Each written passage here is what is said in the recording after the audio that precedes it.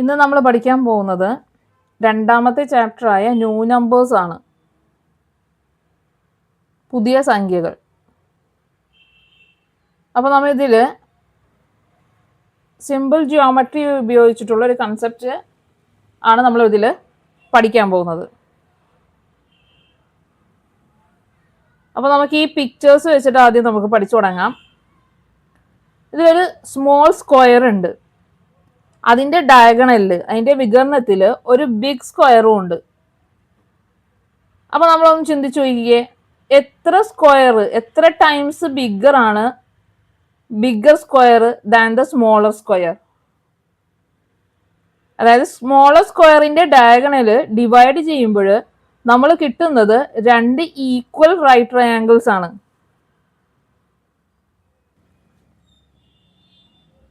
അതായത് ഇത് smaller square,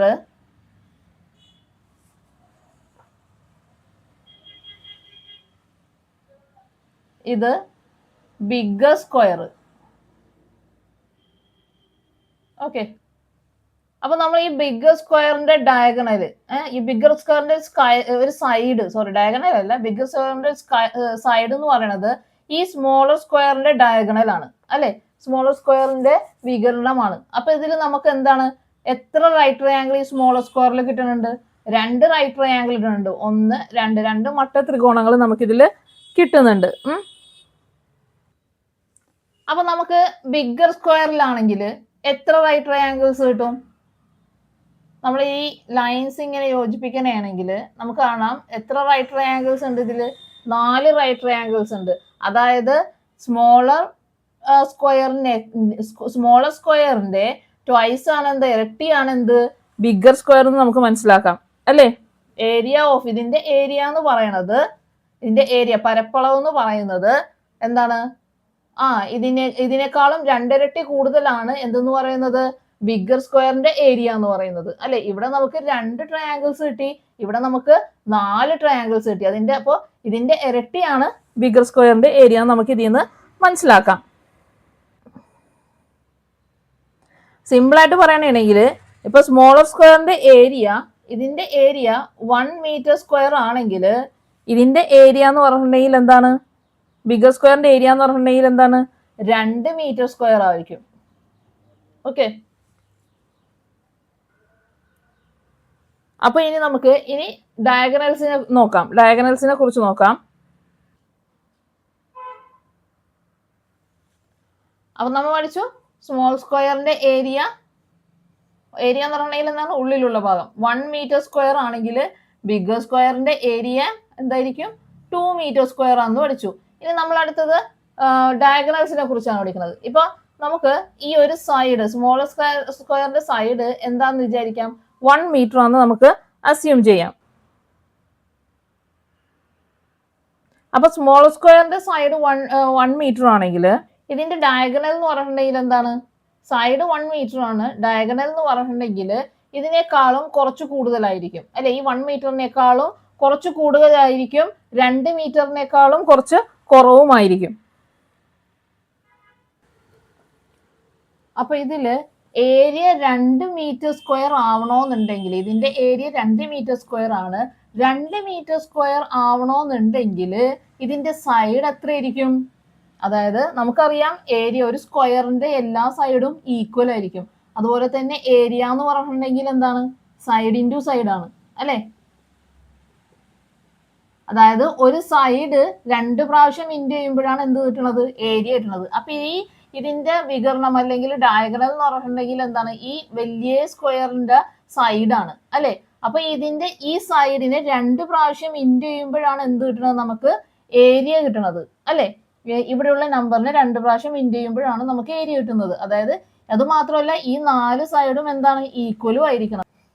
ഈ സൈഡിന്റെ സ്ക്വയർ കണ്ടുപിടിക്കുമ്പോൾ നമുക്ക് എന്ത് കിട്ടണം? 2 കിട്ടണം. സ്ക്വയർ എന്ന് പറഞ്ഞിട്ടുണ്ടെങ്കിൽ എന്താണ്? ആ നമ്പർ 2 പ്രാവശ്യം ഇൻറ്റു ചെയ്യുക, അല്ലെ?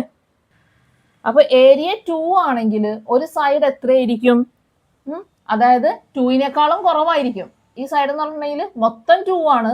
അതായത് ഈ സൈഡ് 2 പ്രാവശ്യം ഇൻറ്റു ചെയ്യുമ്പോഴാണ് ഇവിടുത്തെ ഏരിയ കിട്ടുന്നത്. അപ്പൊ 2-നേക്കാളും കുറവാണ് ഈ സൈഡ്.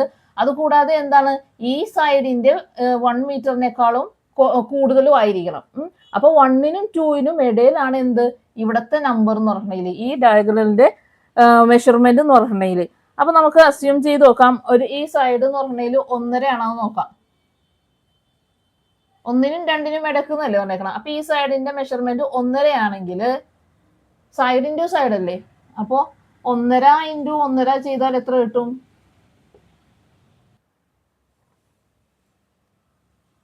അതായത് എന്ത് ചെയ്യും നമ്മള്, ഇത് മിക്സഡ് ആണ്. മിക്സഡിന് എന്താക്കാം, ഇംപ്രോപ്പർ ആക്കാം. ഇംപ്രോപ്പർ ആക്കുമ്പോൾ 2 1s are 2, 2 + 1 3, 3/2 ഇൻറ്റു ഇവിടെയും 3/2 വരും. അപ്പൊ എന്ത് വരും ഇവിടെ? 9/4 വരും അല്ലെ. 9/4 എന്ന് പറഞ്ഞിട്ടുണ്ടെങ്കിൽ എന്താണ് ഡിവൈഡ് ചെയ്യുമ്പോൾ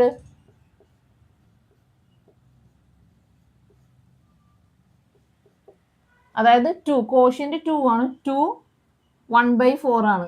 അതായത് 1.5 ഇൻറ്റു 1.5 എന്ന് പറഞ്ഞാൽ 2 1/4 ആണ്. അതായത് 2വിനേക്കാളും കൂടുതലാണ്. 2ഉം പ്ലസ് പിന്നെന്താണ് ഒരു കാൽ. 1/4 എന്ന് പറഞ്ഞാൽ കാലാണ് അല്ലെ, ഒരു ക്വാർട്ടർ ആണ്. ക്വാർട്ടറും കൂടി കൂടുതലുണ്ട് അല്ലെ. അപ്പൊ ഇത് എന്താണ് 1.5 അല്ല, 1.5നേക്കാളും ചെറുതാണ്. ഓക്കെ, അടുത്തത് നമ്മള് അപ്പൊ 1.5 എല്ലാം നമുക്ക് മനസ്സിലായി. കാരണം 1.5 ഈ രണ്ട് സൈഡും കൂടി ഇവിടത്തെ സൈഡിനെ 2 പ്രാവശ്യം ഇൻറ്റു ചെയ്യുമ്പോൾ നമുക്ക് എന്ത് കിട്ടണം? 2 കിട്ടണം. പക്ഷെ നമുക്ക് ഇൻറ്റു ചെയ്തപ്പോൾ എത്ര കിട്ടി? 2വിനേക്കാളും കൂടുതൽ കിട്ടി. അപ്പൊ നമുക്കറിയാം ഇവിടത്തെ നമ്പർ എന്ന് പറഞ്ഞാൽ 1നും 1.5ക്കും ഇടയിലാണ്. അപ്പൊ ഇനി നമുക്ക് അടുത്ത നമ്പർ ഏതാന്ന് നോക്കാം. ഒരു 1/2 1.5 അല്ലേ എടുത്തത്, നമുക്ക് 1.25 നോക്കാം. 1/4. അപ്പൊ 1/4 ഇൻറ്റു 1/4 ചെയ്യുമ്പോൾ നമുക്ക് എന്ത് കിട്ടും? 4 1s are 4, 4 + 1 5, 5/4 ഇൻറ്റു ഇവിടെയും 5/4 കിട്ടും. അപ്പോൾ ഇൻറ്റു ചെയ്യുമ്പോൾ 5 5s are 25/16 കിട്ടും. ഇനി ഡിവൈഡ് ചെയ്ത് നോക്കാം. 25/16 1 ടൈം 9 കിട്ടും അല്ലേ. അതായത് 9/16 എന്ന് കിട്ടും. അപ്പൊ 9/16 എന്ന് പറഞ്ഞിട്ടുണ്ടെങ്കിൽ ചിലപ്പോൾ നമുക്ക് മനസ്സിലാവില്ല. നമ്മൾ പോയിന്റ് ഇട്ട് ചെയ്യണമെങ്കിൽ 1.5 അങ്ങനെ വരും. അതായത് 1.5 വരുള്ളൂ. അപ്പൊ 1.5 എന്ന് പറഞ്ഞാൽ ഭയങ്കര കുറഞ്ഞു പോയി. പക്ഷെ നമുക്ക് എന്താണ് കിട്ടുന്നത്? 2 ആണ് കിട്ടുന്നത്. അപ്പൊ എന്താണ് 1.1 കൂടുതലായിരിക്കും. അപ്പൊ നമുക്ക് അടുത്ത നമ്പർ എടുത്ത് നോക്കാം.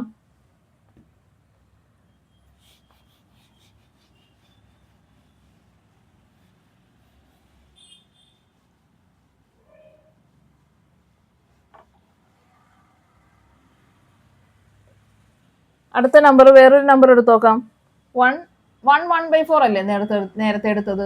1/4 എടുത്തിട്ടുണ്ടെങ്കിൽ കുറവായിരിക്കും. ഇനി അപ്പൊ അടുത്തത് 1/3 എടുത്ത് നോക്കാം. 1/3 ഇതിനേക്കാളും കൂടുതലാണ്.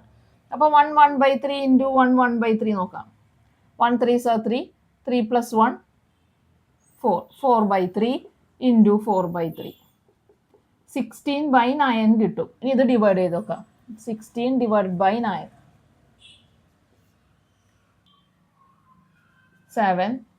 70 ചെയ്യുമ്പോൾ അപ്പൊ 70ൽ എത്ര ടൈം? 7 ടൈം. അപ്പൊ 1.7 വരും. 1.7 വരും ഇത്. അപ്പൊ അതും എന്തായില്ല? 2 ആയില്ല. അപ്പൊ നമുക്ക് ഇതിൽ നിന്ന് എന്ത് മനസ്സിലാക്കാം? നമുക്ക് ഇതിൽ നിന്ന് കുറെ ഫ്രാക്ഷൻ നമ്മൾ എടുത്ത് ആദ്യം 1/2 ഇട്ട് നോക്കി. അപ്പൊ അതിനേക്കാളും കൂടുതൽ 2വിനേക്കാളും കൂടുതലായി. അടുത്ത 1/4 ഇട്ട് നോക്കിയപ്പോൾ 1.5 കിട്ടിയോളും. പിന്നെ 1/3 ഇട്ട് നോക്കി. അപ്പോഴെന്താണ് നമുക്ക് 2 കിട്ടിയില്ല അല്ലെ. 1.7 ആണ് കിട്ടിയത്. അപ്പൊ ഇതിൽ നിന്ന് നമുക്ക് എന്ത് മനസ്സിലാക്കാം? ഒരു ഫ്രാക്ഷനും നമുക്ക് എന്ത് പറ്റൂല? എക്സാക്ട്ലി 2 കിട്ടൂല. എപ്പോഴ്? വെൻ സ്ക്വയർ ചെയ്യുമ്പോൾ നമുക്ക് ഒരു ഫ്രാക്ഷനും നമുക്ക് എന്ത് കിട്ടൂല? എക്സാക്ട്ലി 2 എന്ന് പറഞ്ഞ ഒരു ആൻസർ നമുക്ക് കിട്ടൂല എന്ന് നമുക്ക് ഇതിൽ നിന്ന് മനസ്സിലാക്കാം.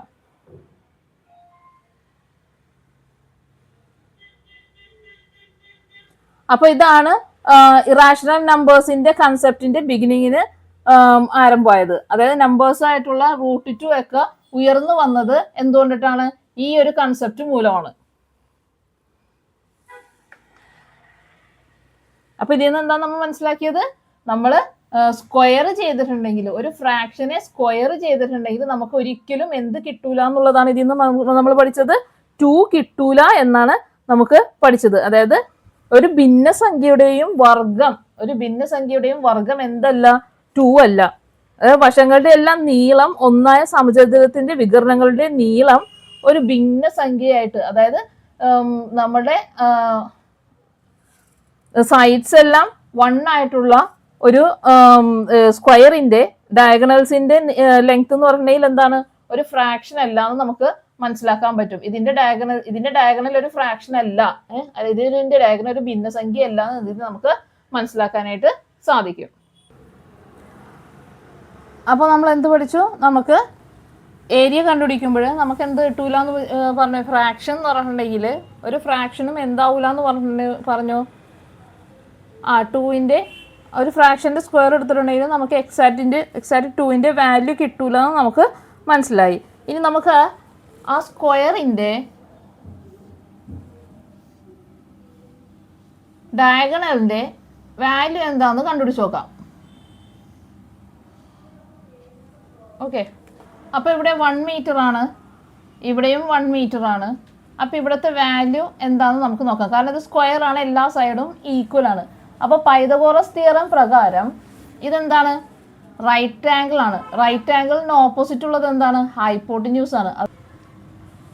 അപ്പോൾ നമുക്ക് ഹൈപ്പോട്ടിന്യൂസ്, പൈതഗോറസ് തിയറം പ്രകാരം ഹൈപ്പോട്ടിന്യൂസ് എന്ന് പറഞ്ഞിട്ടുണ്ടെങ്കിൽ എന്താണ്? ഈ 2 സ്ക്വയർ, ബാക്കിയുള്ള 2 സ്ക്വയർ ചെയ്തിട്ടുണ്ടെങ്കിൽ നമുക്ക് എന്ത് കിട്ടും? ഹൈപ്പോട്ടിന്യൂസ് കിട്ടും. അതായത് 1ന്റെ സ്ക്വയർ പ്ലസ് 1ന്റെ സ്ക്വയർ, ഈ സ്ക്വയർ പ്ലസ് ഇതിന്റെ വാല്യൂ സ്ക്വയർ പ്ലസ് ഇതിന്റെ വാല്യൂ ചെയ്താൽ നമുക്ക് എന്ത് കിട്ടും? ഹൈപ്പോട്ടിന്യൂസ് കിട്ടും. 1ന്റെ സ്ക്വയർ പ്ലസ് 1ന്റെ സ്ക്വയർ ചെയ്താൽ നമുക്ക് എന്ത് കിട്ടും? ഹൈപ്പോട്ടിന്യൂസിന്റെ സ്ക്വയർ കിട്ടും. ഓക്കെ, അപ്പോൾ 1ന്റെ സ്ക്വയർ 1 പ്ലസ് 1 ഈക്വൽ ടു ഹൈപ്പോട്ടിന്യൂസിന്റെ സ്ക്വയർ കിട്ടും. അതായത് 2 ഇസ് ഈക്വൽ ടു ഹൈപ്പോട്ടിന്യൂസിന്റെ സ്ക്വയർ. നമുക്കറിയാം ഇതിന്റെ സ്ക്വയർ ആണ് എന്തെന്ന് പറഞ്ഞിട്ടുണ്ടെങ്കിൽ 2 എന്ന് കിട്ടുന്നത് നമുക്കറിയാം. അപ്പോൾ hypotenuse is equal to square കളഞ്ഞിട്ട് നമുക്ക് സ്ക്വയർ കളയാൻ വേണ്ടിയിട്ട് നമ്മൾ എന്ത് ചെയ്യും? ഇവിടെയുള്ളതിൻ്റെ റൂട്ട് കാണും, അതായത് √2 കിട്ടും. അതായത് ഹൈപ്പോട്ടിന്യൂസ് സ്ക്വയർ എന്ന് പറഞ്ഞിട്ടുണ്ടെങ്കിൽ √1 സ്ക്വയർ പ്ലസ് 1 സ്ക്വയർ ആയിരുന്നു. അതെന്ത് കിട്ടി? √1 + 1 ആണ് ഈക്വൽ ടു √2 ആണ് നമുക്ക് കിട്ടിയത്. അപ്പോൾ ഇവിടുത്തെ ഹൈപ്പോട്ടിന്യൂസിൻ്റെ ഇതിൻ്റെ വാല്യൂ എന്ന് പറഞ്ഞിട്ടുണ്ടെങ്കിൽ എത്രയാണ്? √2 ആണ്. ഇനി √2ന്റെ എക്സാക്റ്റ് വാല്യൂ എന്താണെന്നാണ് നമുക്ക് അറിയേണ്ടത്. നമ്മൾ നേരത്തെ ചെയ്ത് നോക്കിയപ്പോൾ ഇവിടെയുള്ള എക്സാക്റ്റ് വാല്യൂ നമുക്ക് കിട്ടിയില്ല. അപ്പോൾ നമുക്ക് √2ന്റെ എക്സാക്റ്റ് വാല്യൂ എന്താണെന്ന് നമുക്കൊന്ന് ചെക്ക് ചെയ്ത് നോക്കാം.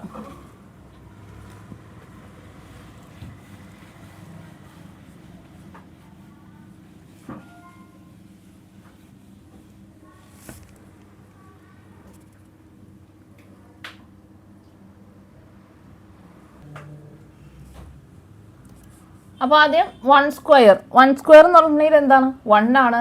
2 സ്ക്വയർ എന്ന് പറഞ്ഞിട്ടുണ്ടെങ്കിൽ എന്താണ്? 4 ആണ്, അല്ലേ? അപ്പം നമുക്ക് ഇതിൻ്റെ ഇടയിലുള്ളതായിരിക്കും എന്തെന്ന് പറയണത്? √2ന്റെ വാല്യൂ എന്ന് പറയുന്നത്, അല്ലേ? അപ്പം നമ്മൾ നേരത്തെ ചെയ്തു 1.5, അല്ലേ? നമ്മൾ നേരത്തെ പറഞ്ഞു 1നും 2നും ഇടയിലുള്ളതാണ് √2ന്റെ വാല്യൂ എന്ന് പറഞ്ഞു. അതായത് 1 നമുക്ക് 2 ആണ് ആൻസർ ആയിട്ട് കിട്ടേണ്ടത്. അപ്പോൾ 1നും 2ഉം സ്ക്വയർ ചെയ്യുമ്പോൾ നമുക്ക് 1ഉം 4ഉം ആണ്. അപ്പോൾ ഇതിനിടയിലുള്ളതാണ് വാല്യൂ. അപ്പോൾ നമുക്ക് ഇതിനിടയിലുള്ള 1.5ന്റെ സ്ക്വയർ കണ്ടുപിടിക്കുമ്പോൾ നമുക്ക് എന്ത് കിട്ടും? 1.5. ഇത് 1.5 ആണ്. 1.5 എന്ന് പറഞ്ഞാൽ 1.5 × 1.5 ഈക്വൽ ടു നമുക്ക് എന്ത് കിട്ടും? 2.25 കിട്ടും. അതായത് 2നെക്കാളും കൂടുതലാണ്. അപ്പോൾ 1.5 എല്ലാം നമ്മൾ നേരത്തെ കണ്ടുപിടിച്ചതായിരുന്നു. അതായത് √2 എന്ന് പറഞ്ഞിട്ടുണ്ടെങ്കിൽ എന്താണ്? √2 എന്ന് പറഞ്ഞിട്ടുണ്ടെങ്കിൽ എന്താണ്? 1.5നെക്കാളും ചെറുതാണ്, അല്ലേ? അതായത് 1.5ന്റെ സ്ക്വയർ കാണുമ്പോൾ നമുക്ക് 2.25 ആണ്. അപ്പോൾ 1.5നെക്കാളും ചെറുതാണ് എന്തെന്ന് പറയുന്നത്? √2 എന്ന് പറയുന്നത്. ഇനി അടുത്തത് നമുക്ക് 1. അപ്പോൾ നമുക്ക് അടുത്തത് 1.4 കണ്ടു നോക്കാം.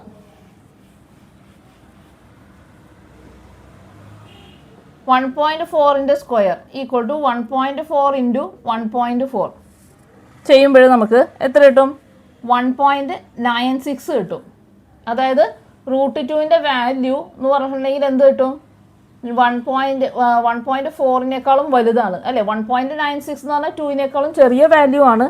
അപ്പോൾ നമുക്ക് എന്ത് കിട്ടും? √2 എന്ന് പറഞ്ഞിട്ടുണ്ടെങ്കിൽ എന്താണ്? 1.4നെക്കാളും വലിയതാണ്. അതായത് √2ന്റെ വാല്യൂ എന്ന് പറഞ്ഞാൽ 1.4നും 1.5ക്കും ഇടയിലാണ് അല്ലേ? അതായത് 1.4നേക്കാളും വലുതായിരിക്കും, 1.5നേക്കാളും ചെറുതുമായിരിക്കും. ഇതാണ് ഫസ്റ്റ് അപ്രോക്സിമേഷൻ. അപ്പോൾ ഇനി നമുക്ക് 1.4നും 1.5നും ഇടയിലുള്ള വാല്യൂസ് നോക്കാം.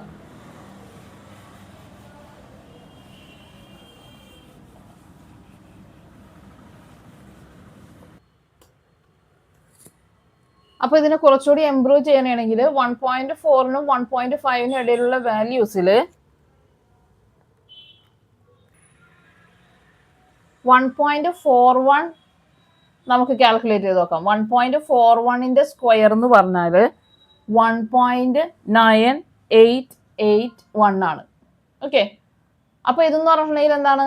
റൂട്ടിനേക്കാളും കുറവാണ്, അതായത് 2നേക്കാളും കുറവായിട്ടുള്ള നമ്പറാണ്, അതായത് √2നേക്കാളും കുറവാണ്. ഓക്കെ, ഇനി അടുത്തത് നമുക്ക് 1.42ന്റെ സ്ക്വയർ എടുത്ത് നോക്കാം. 1.42ന്റെ സ്ക്വയർ എന്ന് പറഞ്ഞിട്ടുണ്ടെങ്കിൽ 2.0164 ആണ്. ഇതെന്ന് പറഞ്ഞിട്ടുണ്ടെങ്കിൽ എന്താണ്? 2നേക്കാളും കൂടുതലാണ്. അപ്പോൾ 1.42 എന്ന് പറഞ്ഞിട്ടുണ്ടെങ്കിൽ എന്താണ്? √2നേക്കാളും വലുതാണ്. അപ്പോൾ നമുക്ക് പറയാം എന്താ? ഈ സ്റ്റേറ്റ്മെന്റ് അങ്ങോട്ട് മാറ്റിക്കളയാം അല്ലേ? അതായത് 1.4നും 1.5നും ആണെന്ന് നേരത്തെ പറഞ്ഞു. ഇനി നമുക്കിപ്പോൾ എന്ത് പറയാം? √2 എന്ന് പറയണത് ആരുടെയൊക്കെ ഇടയിലാണ്? 1.41നും 1.42ക്കും ഇടയിലാണ്. അതായത് √2 എന്ന് പറയുന്നത് 1.41നേക്കാളും വലുതാണ്, 1.42നേക്കാളും ചെറുതാണ്.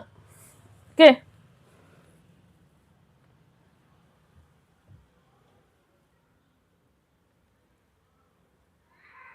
ഇപ്പൊ നമ്മൾ √2നെ 2 ഡെസിമൽ പ്ലേസ് വരെ കണ്ടുപിടിച്ച് അല്ലേ? അപ്പൊ ഇതിന് നമ്മൾ പറയുന്നതാണ് സക്സസീവ് അപ്രോക്സിമേഷൻ എന്ന്. അപ്പോൾ അതായത് ഓരോ സ്റ്റെപ്പിലും ആൻസർ കൂടുതൽ അക്യുറേറ്റ് ആയി തന്നെയാണ്. നേരത്തെ നമ്മൾ 1നും 2നും ഇടക്കാണെന്ന് പറഞ്ഞു അല്ലേ? അതിനുശേഷം 1നും 1.5നും ഇടക്കാണെന്ന് പറഞ്ഞു. അവസാനം എന്ത് ചെയ്ത്? 1.41നും 1.42 വരെ എത്തി. ഇനി അടുത്തത് നമ്മൾ മൂന്നാമത്തെ ഡെസിമൽ പ്ലേസ് ആണ് നോക്കാൻ പോകുന്നത്.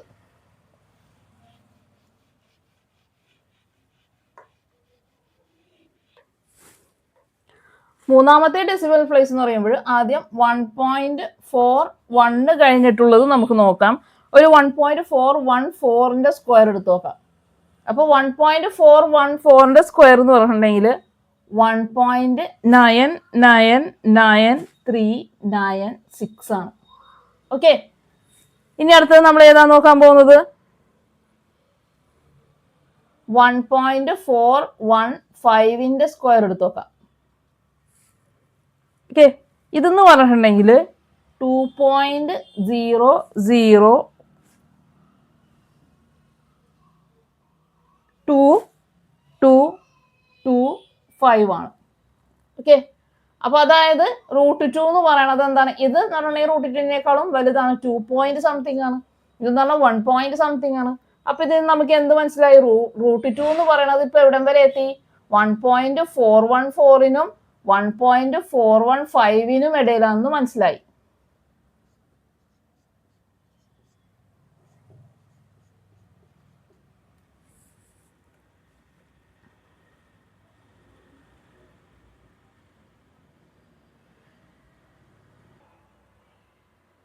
ഇനി അടുത്തത് നമുക്ക് എന്ത് ചെയ്യാം?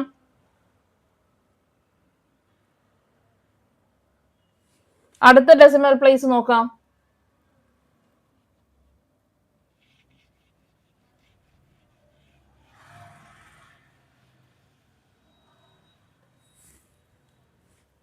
അതായത് 1.4141ന്റെ സ്ക്വയർ കണ്ടുപിടിക്കാം. എന്ന് വെച്ചാൽ 1.99996164 ആണ്. ഓക്കെ, അപ്പൊ ഇതെന്ന് പറഞ്ഞിട്ടുണ്ടെങ്കിൽ 2നേക്കാളും കുറവാണ്. ഇനി അടുത്ത നമ്പർ ഏതാന്ന് നോക്കേണ്ടത്? നമുക്ക് 1.414142 സ്ക്വയർ നോക്കാം. ഇതിന്റെ വാല്യൂ എന്ന് പറഞ്ഞിട്ടുണ്ടെങ്കിൽ 2.00024464 ആണ്. ഓക്കെ, ഇതെന്ന് പറഞ്ഞിട്ടുണ്ടെങ്കിൽ എന്താണ്? ഇതെന്ന് പറഞ്ഞിട്ടുണ്ടെങ്കിൽ എന്താണ് 2-നേക്കാളും വലിയ നമ്പറാണ്. അപ്പൊ ഇപ്പൊ നമുക്ക് എന്ത് ചെയ്യാം, ഇപ്പൊ നമുക്ക് പറയാം 1.4141നും 1.4142ക്കും ഇടയിലാന്ന് പറയാം. അപ്പൊ ഓരോ ഡെസിമൽ പ്ലേസ് നമ്മൾ കാണുമ്പോഴും എന്താണ് √2ന്റെ വാല്യൂ കൂടുതൽ അക്യുറേറ്റ് ആയിട്ട് തന്നെയാണ്. ഇതിന് പറഞ്ഞിട്ടുണ്ടെങ്കിൽ എന്താണ് ഏകദേശം സെയിം ആയിട്ടുള്ള നമ്പറാണ്. അപ്പൊ നമുക്ക് എന്ത് പറയാം, √2 എന്ന് പറഞ്ഞിട്ടുണ്ടെങ്കിൽ അപ്രോക്സിമേറ്റ്ലി ഏത് നമ്പർ കൊടുക്കാം, 1.2.000 വന്നത് കാരണം നമുക്ക് എന്താ 4142 എന്നുള്ളത് നമുക്ക് അസ്യൂം ചെയ്യാം. അതായത് 414 വരെ വന്നിട്ടുണ്ടെങ്കിൽ എന്താണ് √2ന്റെ വാല്യൂ ആണെന്ന് നമുക്ക് പറയാം. ഇതിൽ എക്സാക്ട് വാല്യൂ നമുക്ക് ഒരിക്കലും √2ന്റെ അത് കിട്ടൂല. അതിന് ഡെസിമൽ പ്ലേസിന്റെ ഇൻഫിനിറ്റ്, അത് ഡെസിമൽ പ്ലേസിന്റെ ഇൻഫിനിറ്റ് ആണ്. അതുകൊണ്ട് തന്നെ നമുക്ക് എന്ത് പറയാം, √2 ഒരു ഇറാഷണൽ നമ്പർ ആണെന്ന് നമുക്ക് പറയാം. അപ്പൊ നമ്മള് √2 ഈക്വൽ ടു എന്നല്ല, അപ്രോക്സിമേറ്റ്ലി ഈക്വൽ ടു, ഇങ്ങനെയാണ് നമ്മൾ ശരിക്കും പറഞ്ഞാൽ ഈക്വൽ ടു പറഞ്ഞത്. അപ്രോക്സിമേറ്റ് വാല്യൂ ആണ്, ഏകദേശം ഒരു വാല്യൂ ആണ് √2ന്റെ എന്ത് 1.4142 എന്ന് പറയുന്നത്.